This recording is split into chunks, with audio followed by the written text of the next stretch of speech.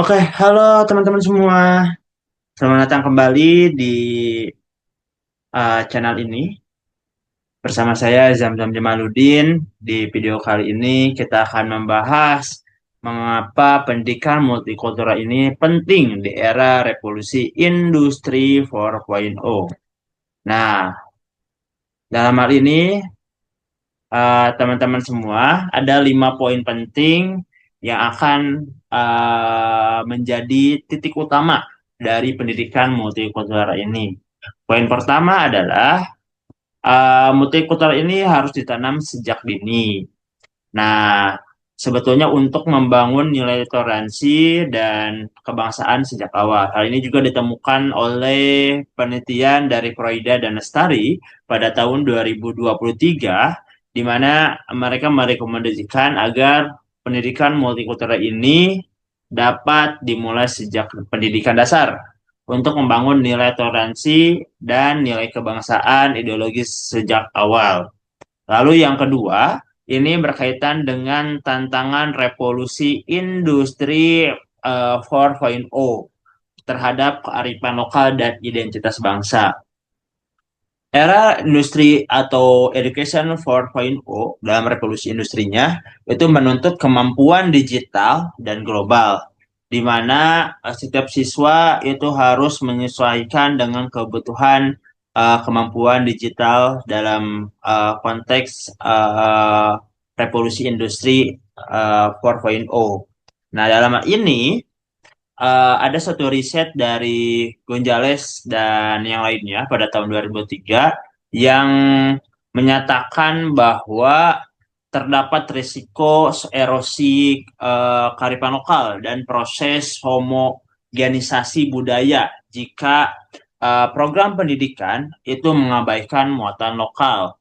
Oleh karena itu, maka perlunya adanya sebuah keseimbangan antara literasi digital dan literasi budaya yang memuat eh, penguatan-penguatan nilai lokal dan nasional. Lalu yang ketiga adalah berkaitan dengan sekolah dan keluarga sebagai agen sentral. Jadi ada satu dokumen dari UNESCO pada tahun 2025 yang menunjukkan bahwa sinergi sekolah dan keluarga ini sangat penting untuk penguatan nilai-nilai multikultural, di mana sekolah ini akan menyediakan ruang pembelajaran, sedangkan lingkungan keluarga itu akan memperkuat nilai di rumah. Program ini harus melibatkan kedua pihak agar memang terbangun suatu pendidikan multikultural secara berkelanjutan. Lalu yang ketiga, itu perlunya integrasi kurikulum dan pengembangan kompetensi guru. Ada riset yaitu dari Chen yang menekankan bahwa bukan hanya masukkan konten saja secara pembelajaran dalam implementasi multikultural ini, tapi memerlukan adanya sebuah pelatihan agar mampu guru-guru itu mengelola kelas multikultural secara efektif dan termasuk mengenali bias dan teknik pembelajaran secara inklusif. Nah, program pelatihan tersebut tentu akan meningkatkan sensitivitas dan kompetisi guru dalam mengajar secara multikultural. Nah, yang kelima ada identitas nasional yang inklusif sebagai pijakan. Ada suatu riset dari Mariono pada tahun 2024 yang menyatakan bahwa penguatan identitas nasional sebaiknya dilakukan secara inklusif dengan menghargai keragaman sambil menumbuhkan rasa kebersamaan sehingga keberagaman itu akan memperkuat bukan memecah belah masyarakat. Nah, secara empirisnya, secara kontekstual, di sekolah saya itu terdapat beberapa program yang mungkin inisiasinya berkaitan dengan multikultural. Yang pertama adalah Hari Budaya, ya. Hari Budaya di mana setiap kelompok itu belajar secara heterogen dan kegiatan kolaborasi orang tua dan sekolah, termasuk dari kegiatan budaya yang ada di peringatan Hari Kartini tahun ini. Di mana di kegiatan tersebut saya menemukan ada dua hal. Yang pertama menjadi efek positif, lalu yang kedua yang menjadi tantangan. Efek positif itu berkaitan dengan meningkatnya rasa saling percaya diri dan keterbukaan antar siswa. Lalu yang kedua itu berkaitan dengan tantangan yang ada ketika kegiatan berlangsung. Jadi beberapa siswa itu secara minoritas itu merasa canggung ya, atau mungkin kurang mendapat ruang untuk berbagi.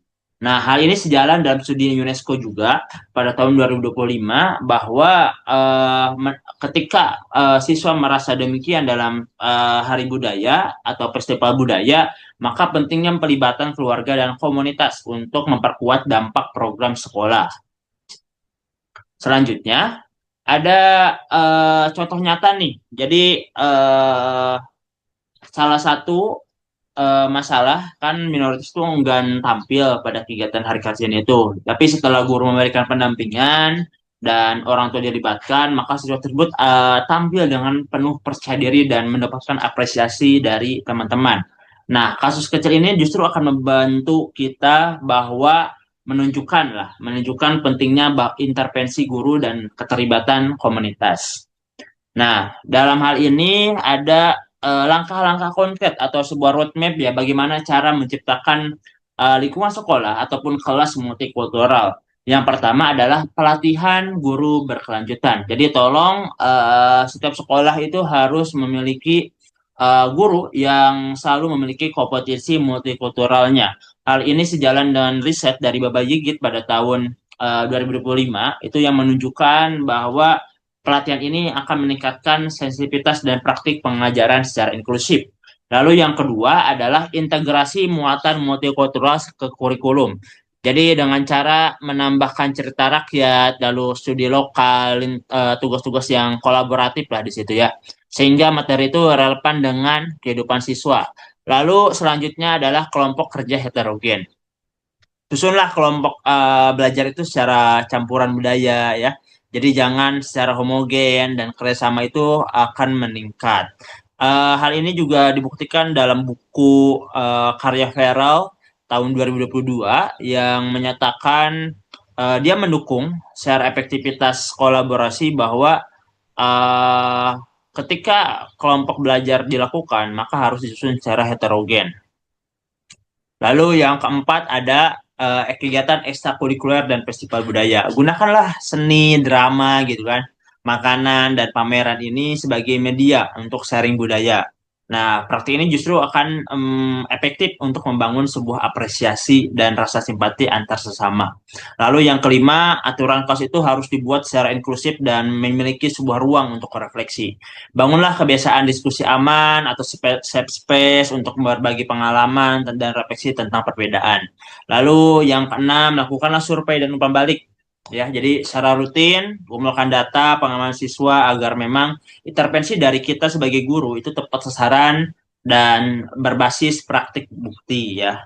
Lalu yang ketujuh, ajaklah orang tua sebagai narasumber budaya sehingga memang konten dari pembelajaran itu lebih otentik dan berkelanjutan.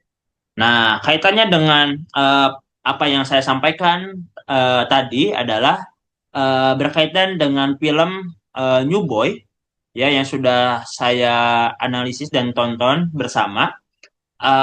Film New Boy ini ternyata menggambarkan bagaimana pengalaman anak imigran yang terasing, bullying, gitu kan, yang melalui perundungan, dan akhirnya titik temunya berada di akhirnya bertemu dari satu titik yang namanya inklusi, ya, yaitu melalui interaksi antara anak-anak. Jadi film ini menggarisbawahi bahwa pelajaran itu selaras dengan pendidikan multikultural yang tadi disampaikan.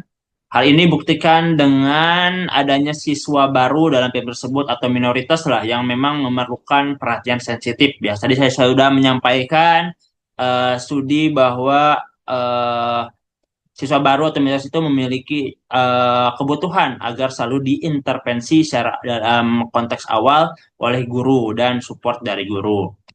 Lalu yang kedua itu empati sebagai keterampilan sosial yang dapat diajar.